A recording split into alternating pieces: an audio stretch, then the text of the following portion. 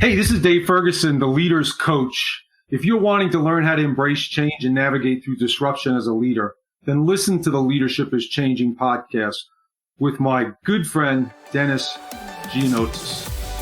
Welcome to Leadership is Changing. Each week, we and our guests provide information and insights through exploring leading change. This is taking your leadership to another level by finding the balance between executive excellence and personal well-being through stories that inspire real change. It's time to adapt in our fast-moving world when leadership is changing with your host, Dennis Giannoutis. Hey, welcome to the show. Leadership is Changing. What we as leaders know to be true is that change is constant. Leaders everywhere confront similar obstacles because people are people, but everywhere you go, leaders are overwhelmed, disrupted, and under pressure. They run from email to email, meeting to meeting. Many leaders are not changing quick enough, which means they run the risk of becoming irrelevant and being left behind. The purpose of the show is taking our listeners' leadership to another level by finding their balance between executive excellence and personal well-being through stories that inspire real change. I believe we don't have enough effective leaders in the world today, and if we can get the leaders to step up and lead change, then they can inspire real change. Hey, listeners, it's now time to adapt in our fast-moving world, and I want to welcome you to today's episode. I have a wonderful guest with me. His name is Dave Ferguson. He's an internationally respected executive coach, speaker, facilitator, and author in the areas of leadership and personal development. In a signature direct, yet highly connective style, Dave helps business owners, executives, top management leaders, and political leaders transform how they communicate, connect, and grow in their leadership roles and more. Prior to launching his coaching and speaking business in 2008, Dave served 20 years in the corporate leadership roles in Fortune 500 banking, real estate, and investment companies. Dave, a very warm welcome to you. Thanks for having me. It's great to reconnect. It's been too long, my friend. It has been. And Dave, whereabouts are you in the world today? I'm on Hilton Head Island, South Carolina. In the United States, eh? Yep. So you're on one side of the world and I'm on the other side of the world, and it's just great to be able to connect. And Dave, I've given our listeners a little bit of an understanding of your background. Tell me more. Is there anything else you'd like to share about your background? Tell us more. You know, around leadership, I would tell you I have had the privilege of being led and mentored by some great leaders, mostly unknowns. And then, you know, I was raised for several years by my mother and grandmother, you know, and so I came up from, you know, we were very poor, and it humbled you. And, you know, I say, some people, I say it was, you know, I had a choice. I was in quicksand and I had to lead myself out of it.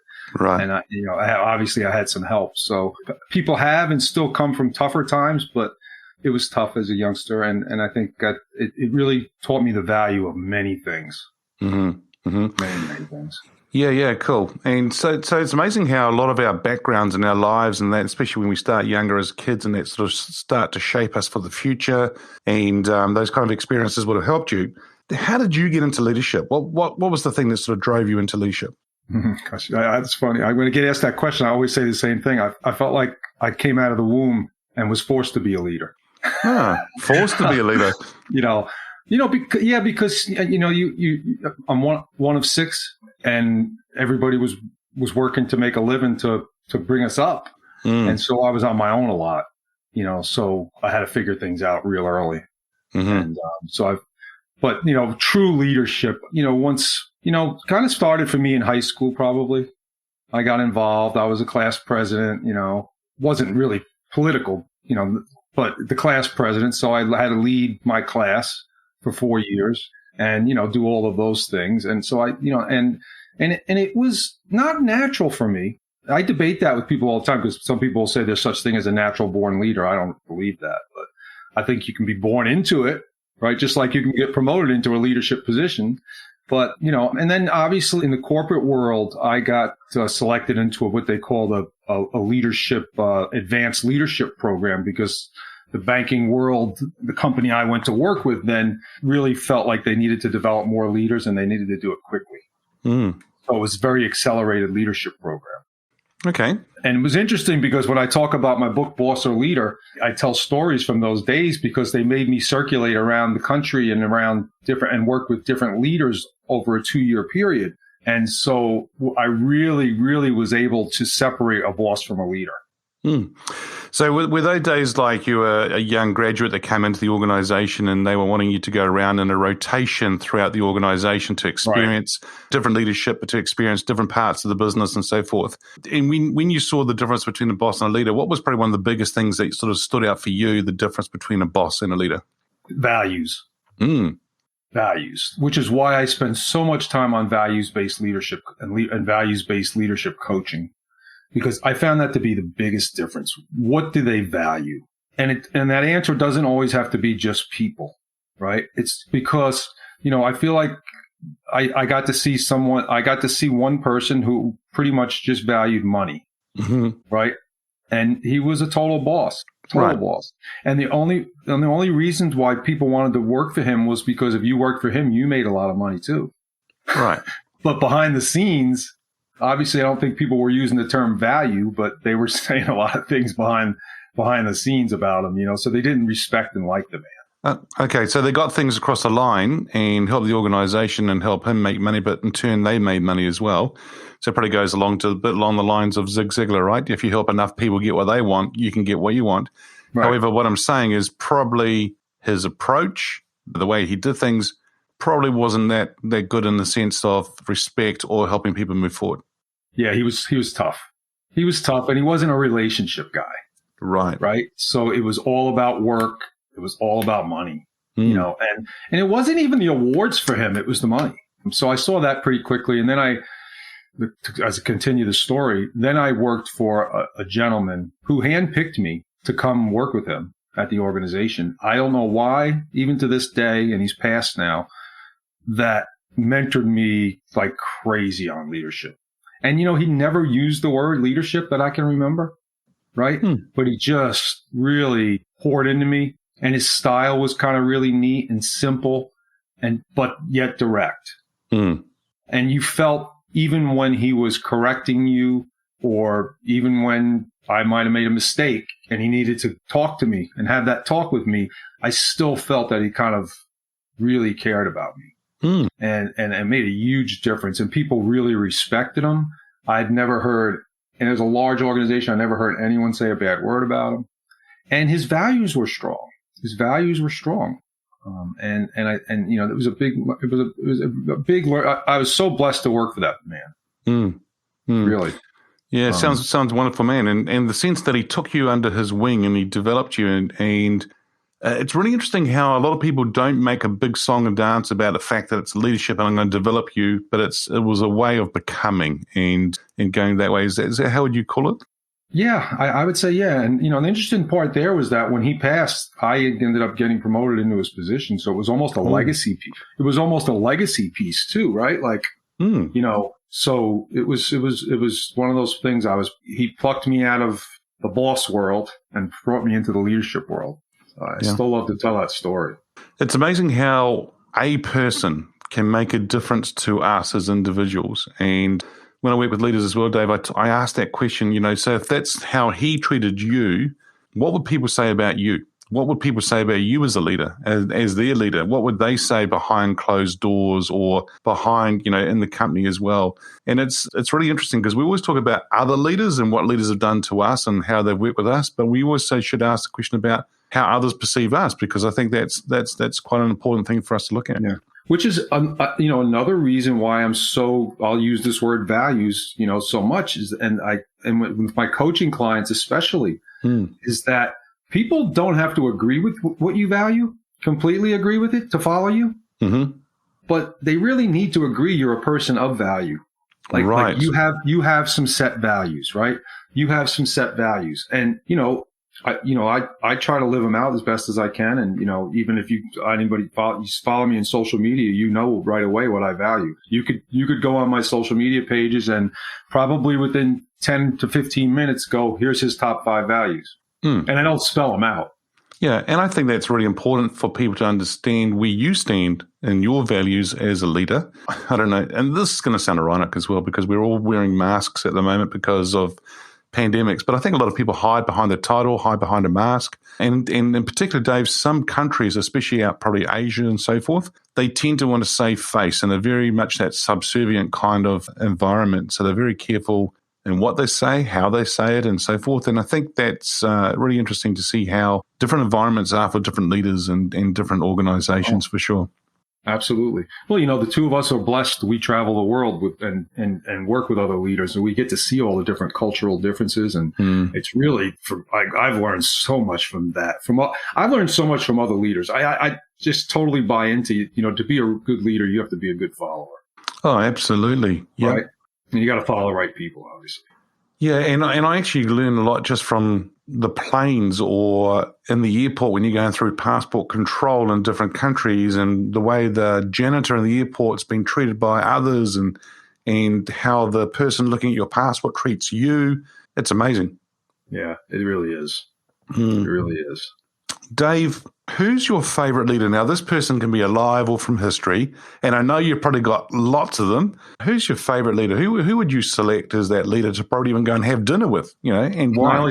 I can only get one? No, you can have as many as you like, but I just told you one. His name was Paul, and there was I grew up next to a volunteer fire department, and there was a man at that fire department who poured into me.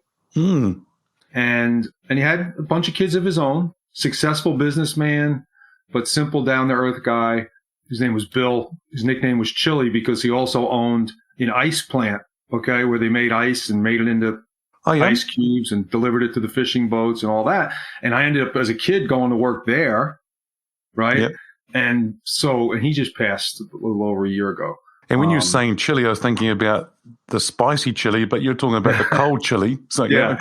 Yep. So he was just, I'm going to go back to humility again, right? He's just a humble leader, would do anything for people. And, he was a good one, and then, obviously working with people, the way we work with people in the executive coaching world, you see a lot of great examples. I'm not going to name drop, but got a couple of high end people I've worked with through the years, very well known celebrity type people. And there's one that comes to mind that I worked with probably one-on-one about 100 leaders in this organization. And he would have been the CEO who knows him way better than I do. When he asked me who's my top leader and I mentioned his name, his jaw dropped. And I changed his realm of thinking around leadership by telling the story of why I selected that man. Because the CEO is a great leader himself. Okay? But they led differently. Right. Okay. And so that was there's so many great leaders out there if you're looking for them. Oh. And if you really understand leadership, right? I think, this is called Leadership is Changing, right? Your podcast here. And I think I would agree with that. It should always be changing, right? And because change is growth, hopefully. But I think there's a lot of people that talk about leadership and write about leadership and really have never led themselves, right? Or have never really been in leadership positions themselves until they created a company. Right. So I feel like there's some really great people out there if you're looking for them. And I think obviously there's a lot we can learn about leadership even still after reading hundreds of books and being around leaders as long as you and I have been, that we always have to be learning too. So leadership should be changing. Yeah, cool. And Dave, when you say you're looking for, when you find great leaders out there, you need to look for them. What are one or two things you might need to look for? I know values is one of them that you talked about. Well, would there be anything else on top of that? Do they walk the talk? Right. Do they walk the talk? Because, and I think in some ways we're all guilty of a little of not doing that, right? Or a little of that. But if you are going to be in the leadership business, okay, or in a leadership position, yep, you have to walk the talk. You can't expect more or different of others than you expect of yourself. And there tends to be some, hypocrisy out there in the leadership world. And I won't get into politics, but yeah, and it lives there. and I get the fact what you're saying that sometimes we're not perfect. We're not 100% perfect. I mean, crikey, we are humans, right? And that's right. How we are. Majority of the time, we've got to be walking the talk. We've got to be that person, that leader that we're expecting others to be as well. Nothing worse than saying one thing and then doing something totally different, because that just confuses people, let alone yourself. But I think it's really quite interesting for sure. Well, I've had to apologize many times in my life. Okay. And I think leaders have to be good at apologizing. Right. Because it's just a form of humility. When I do when I do 360s, and then I'll always get a question like, what's the number one thing that comes up in leadership 360s from a negative standpoint? It takes me 2 seconds. Lack of humility. If people see if they see lack of humility in someone that's in a leadership position, they don't tend to consider you to be a real leader. Yeah. And, right? and for our listeners, when you say humility, what I mean, for everybody, it might mean totally different things. What does humility mean for you? I think being real, owning your losses and wins. Right. Okay. Right. Apologizing. Look, sometimes leaders are pressed really hard and they get very stressed and they might say or do something that's out of character for them. I think one of the best things you can do is saying, hey, I'm sorry, that was totally out of character for me. I'm thinking of something right now where I had to do that 4 or 5 years ago, right? I didn't have to do it. I chose to do it. It was a very tense time around different areas of my business and life at that time. And I just kind of remember snapping at somebody one day. And when I finally caught myself, I was like, well, I'm sorry, and I think you have to be able to do that. And the other thing is just be yourself. That's a big one. Yeah. Be yourself. Yeah. Too many people are trying to be something else they're not. Right. And so by being yourself, I think is really, really important for sure. Now you mentioned. Go ahead. Here's this. You can follow people. Like I said, I think to be a good leader, you got to be a good follower. You can follow people, but you don't have to be that person. No, right? No. You don't have to be that person. You take I've always said this for years. I take a couple bits and pieces from this person. I take a couple bits and pieces for this person. I decide which ones I want to inject into my life, and I go from there. I think you're right. I mean, that's where you become the sum of a whole of people, whereby you take the good and the bad, in the sense that I'm not saying you adopt their bad, but what you'll see things that they may be doing, and you go, okay, that's not what I want to be like. That's not what I want to do, but I can learn from that. I can learn from that experience with that person, or see how they do things, and I want to do it differently. And Absolutely. So we can learn from that for sure. Now, you mentioned before that the show is Leadership is Changing. When I say the title of the show, what does that mean for you? Like I said, I think it should be changing, and it should be consistently to change. Right. Because we always have to. If you're looking to improve, and we all should be, okay, that's change, right? And so, as leaders, I think we always have to be looking to improve as a leader, looking to improve in developing other leaders. And it all really should add up to that legacy piece for you at the end of your leadership career. Legacy is huge, isn't it? I mean, it's a big thing, and of course, it doesn't mean it's the end, but it means that we're setting up people in the future for legacy. Is there, if I'm a sort of at a leader, if I'm at these leaders, of course, at different levels within organizations and businesses and that, when should you start to build your legacy? Should that be towards the end of your career? Should it be at the beginning of your career? When should you start? The minute you get put into a leadership position. And I don't really, it doesn't have to just be in business, right? Right. The minute you're placed into a leadership position, or buy yourself into a leadership position, or create a leadership position for yourself, that's when you have to start working the legacy piece. And in my coaching, what I coach on my Leaders Ladder program, the top rung on that ladder is all about legacy. And so you work your way up the ladder from a leadership perspective and always be building towards legacy.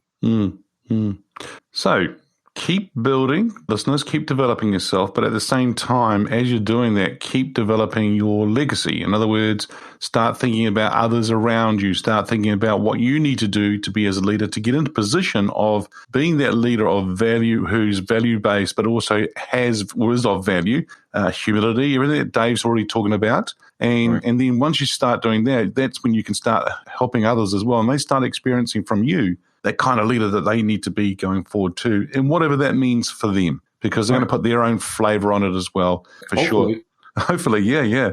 Hopefully, talking about flavors, Dave. I'm thinking about that. I'm thinking about that restaurant you and I went to. I think for dinner one night. That was in Florida, Orlando. Right? Yeah, it was Orlando. Yeah, Orlando. Yeah, very nice. Yeah, talking about flavors there, just that thought straight away. And the reason I'm bringing that up here, listeners, is that another thing about your legacy is your network, and it's about developing your network all the time. And when you have somebody in front of you that you can have that conversation, you can learn off each other, you want to do that for sure. And this is something that I did with Dave, and Dave and I have spent time together, and we've shared things and thoughts and values and absolutely. And I think that's something we need to do for sure. Dave? And domain names. Oh, here we go. Absolutely. So what he means by this, listeners, is that there was a group of us actually sitting at a conference, and we're sitting there having a nice drink at the end of the day, and we're all sitting there talking about different things in business and ideas, and we're sitting there and we're buying domain names based on those ideas and that. And Dave said something, I think, and I went, oh yeah, I've already got that domain name. He goes, what? So yeah, I've already just bought it. And he goes, what? And so next minute we're talking about something else, and he's buying a domain name. And it's really quite interesting just to watch how that all works. But that was fun. It was fun indeed. Dave, today, for some reason, it seems to be getting faster and faster. And you and I, over our careers, we're seeing life and business get faster. Technology is really driving that right now, of course, more. What makes a leader successful today in this fast-paced, ever-changing world? Advancing the vision. Oh, nice. Advancing the vision. I think you have to be, and this is that was an easy answer for me because it's part of my leader's ladder. It's the A in the word ladder, and it's always advancing the vision. And in a sports terminology, I'd say it's moving the ball down the field, whatever sport it is, right? But always advancing the vision, never taking your leadership off of what the vision of the organization is, but also being willing to change it, grow it, so that, if you talk about legacy, right? Yep. We could sit around for weeks and talk about companies that didn't advance their vision and they're no longer in business. Yep. Right. And what kind of legacy do you leave when you're running that organization? Well, that's right.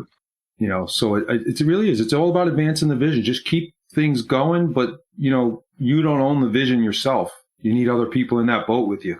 Mm-hmm. And or rowing, if I can put it that way, rowing in the same direction with you towards that vision. Right. For sure. And the other thing too, I like what you say, but be willing to grow, be willing to adapt, adjust, because we can't just stand still, listeners. We have to be able to move forward as we do that for sure. And being open to other people's perspectives than your own. Right? Yeah, being open to other people's perspectives is really important. The number of leaders I've seen, and I'm sure you have as well, Dave, is that they've been closed off to other people's perspectives. It's their way or the highway. You either do it my way, well, that's it. And it's number of times it may work for a little while, but it hasn't worked all the time, and they get tripped up. Yeah, the person, or I should say the leader, the leader that can hold the most perspectives but make none of them solid will be your legacy leader. That's awesome. Including their own. They can't hold their own perspective solid either. No. And in changing times, and you talk about leadership is changing and technology and everything that's thrown in there now, is that it's imperative if you're in a leadership position that you have to have that mindset.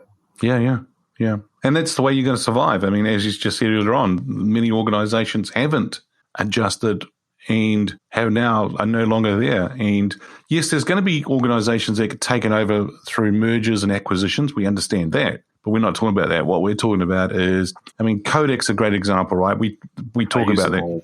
Yeah, and it's a great example. And what people didn't know is that the board of directors actually had a digital solution sitting in front of them on the table, and they didn't go ahead with it. They decided to not go with it and decided to stay and do what they were doing. And hindsight's a great thing. We can look back now and see where it took them. And then, do you own a camera, Dave? Do you have your own standalone camera? No, not anymore. I did that for years, but no, I don't. I've simplified life. I've decluttered. Yeah, because I think that on Facebook and you take a lot of photos in there. And so, what do you use to take those photos? Yeah, so you see, we're using our phones more and more nowadays. I know I wear a watch, but then I always look at my phone to see what time it is.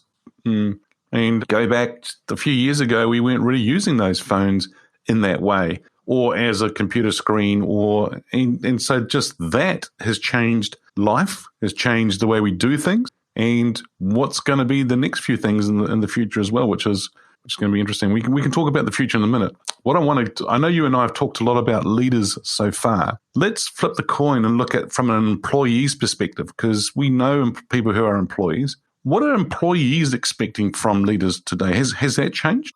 I think it's changing somewhat. I won't be careful answering this question because that's not one of my values, being careful, right? I think you have to stick to your values and what you believe in. We've softened quite a bit. Right. I feel like we've softened quite a bit. And I think soft skills are really, really important for leaders to have. That doesn't mean you're soft.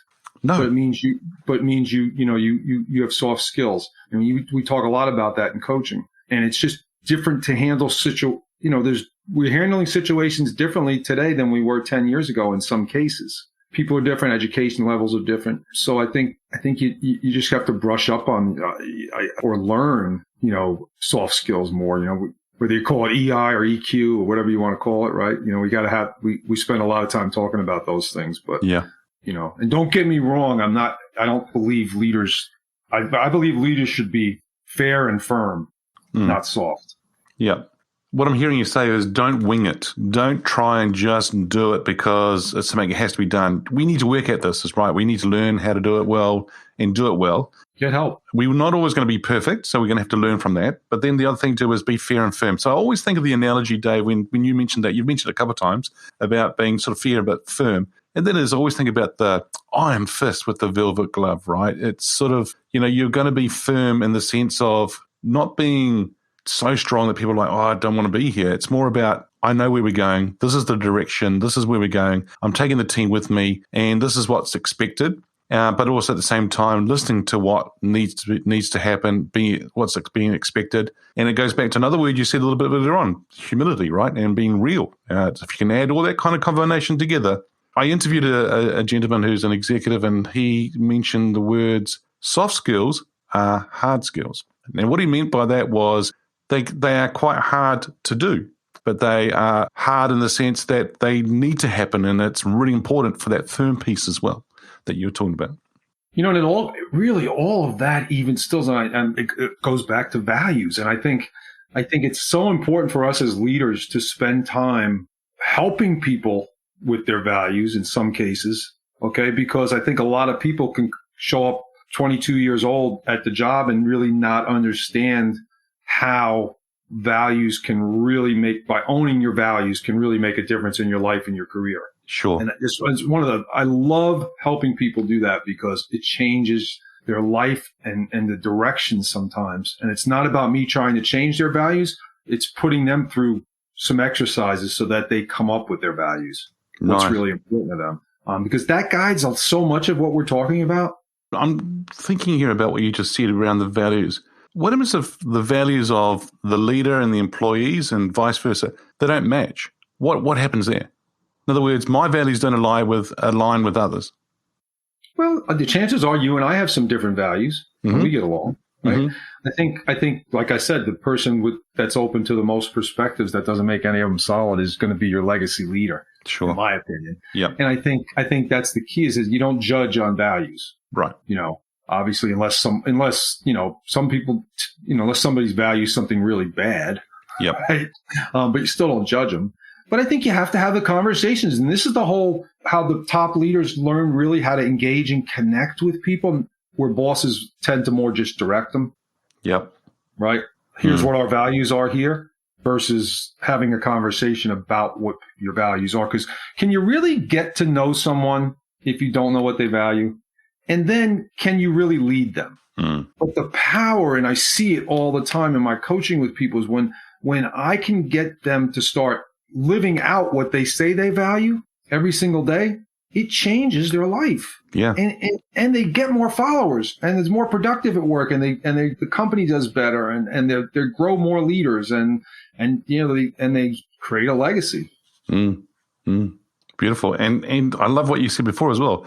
Owning your values. I think one is what you just said as well is about helping them understand what their values are, but coming up with them and owning it and then strengthening them going forward. I think that'd be really awesome for sure. And I make it fun. Oh, cool. I take them through the exercises so that they come up with really their top 5 values, right? Yep. And I show mine as an example just to show them here at the end of the day, you want this kind of a model, but they don't have to be my top 5, right? and show them how to have fun with it, but also show them how to live out all 5 of those values every single day intentionally. Yeah. And I think if there's no fun in it at all, then they're not going to live them, bring them out. No. It gets stuffy and boring. Or hard to do. Yeah, absolutely. So if we talk about the future, if I get you to get your crystal ball out here, Dave, and start thinking about the future, where do you see leadership being in 5 years? A lot of organizations now, and I think you may or may not be seeing this, a lot of organizations have really gone to a flat leadership style, right? They flatten their organizations from a leadership style. So now some people will say that's definitely changing. That's leadership changing. I would totally agree. And some people would say they don't see that as healthy. I would say that creates so much opportunity because there's more leadership positions available, right? Yeah. Because you're all leaders in that case. Of course. And by the way, you don't have to have 3 people reporting to you to lead them. Right? Yeah. And I think that's a misconception sometimes about leadership is you have to have, 10 or 1,000 people that you're responsible for to be a leader. And it's not true. I find many organizations who haven't flattened have at times so many layers of leadership that they have leaders for leaders' sake. And I'm like, how come? Well, what's going on here? And then as you start to flatten those out, you take some of the, I'm just going to say it, some of the dead wood out. You take some of the people who shouldn't be leaders anyhow. So that's a good thing. Then it flattens. And then, as you said, there's more opportunities for everybody. I think that it sort of creates more collaboration as well. It creates more people being able to be involved more rather than having this hierarchy of having to follow that hierarchy of side of things. And don't get me wrong, I'm not saying you go around the boss and things like that. I'm not saying that at all. What I'm saying is that it just seems to be it will gel differently. Now, for different industries, it might work, and some others it may not work, and depending on that business. When I talk about the opportunity in it, it's because a lot of organizations and leaders don't lead across well, right? But when you're in a flat leadership flat organization, right, that you're leading across all the time, which means it's teamwork, right? It's all of those things where we're in this together. Yep. Right. It's automatic at that point, right? We're in this together. And so the leading across piece it's a piece that doesn't get talked about enough, in my opinion, it's a collaboration. Yep. Like how are we gonna make this happen? How are we gonna make this happen together? Right. It's not here, do this. It's not direction. It's, hey, let's have some conversations. Let's all be open to other perspectives and then let's agree as a team. This is the direction we're going to advance in. Yeah, and I think that's where people feel more involved, more. Here's another one too. Part of it is they feel more heard because people are wanting to be heard a lot more, and it just allows that opportunity for it to happen, right? Yeah, absolutely. Yeah. In sort of the older days, if I can call it that, but, previous what we've seen in a lot of organizations is that, and this is where Dave's talking about leading across, there tends to be a lot of organizations who work in their silo or their bubble or their little business unit and not work across the organization. And I find that when I'm running workshops and we have cross business units in the room as participants, I'm going, this is the biggest gift you can have. And they're like, well, what do you mean? And I go, because you've got cross business units here, this is where you can network. This is your future leadership. This is where you all can do that. And that comes back to the words you just said before about leading across. Yeah. Yeah, I would totally agree with you on that workshop piece because I experienced that myself. And it's really, can be some powerful brainstorming. And you get the leaders in the room to agree this is the direction we're going after this workshop. Right? This is why we're having this workshop. Yeah. Right. And so the pollination, right? The cross pollination of people is the ultimate for me. Leading across it's just, everybody wins. Absolutely. Yeah. Hey, Dave, thank you for joining us on today's show. If our listeners are wanting to get hold of you, where can they go? Right to my website. So it's livingtolead.com, livingtolead.com, or askcoachdave.com. Yeah, I still own that one. Oh, nice. Excellent. Very good. Yeah, that's the best way. You can contact me right from the website. Awesome. Dave, once again, thank you so much for being on the show today. It's been a real pleasure talking with you. Thank you. I've enjoyed reconnecting, my friend. Be well. Absolutely. Hey, listeners, what we as leaders know to be true is that change is constant. Change is incredibly scary, especially the unknown and unfamiliar territory. It's time to adapt in our fast-moving world when leadership is changing. Hey, look out for the episodes as they're being released. Download them, have a listen, put a review and a rating. Feel free to share them with your friends, your family, your network. If there's any feedback you'd like to give me about the show, or if you have a question for the Ask Dennis freestyle episode that happens once a week, send me an email, dennis@leadingchangepartners.com. Hey, listeners, it's always a pleasure being with you. Thanks for tuning in. Until next time, bye for now. Thank you for listening to this episode of Leadership is Changing with your host, Dennis Giannoutsas. Each week, we and our guests provide information and insights through exploring leading change, inspiring executives and leaders to adapt and lead a bigger game in a fast-moving world.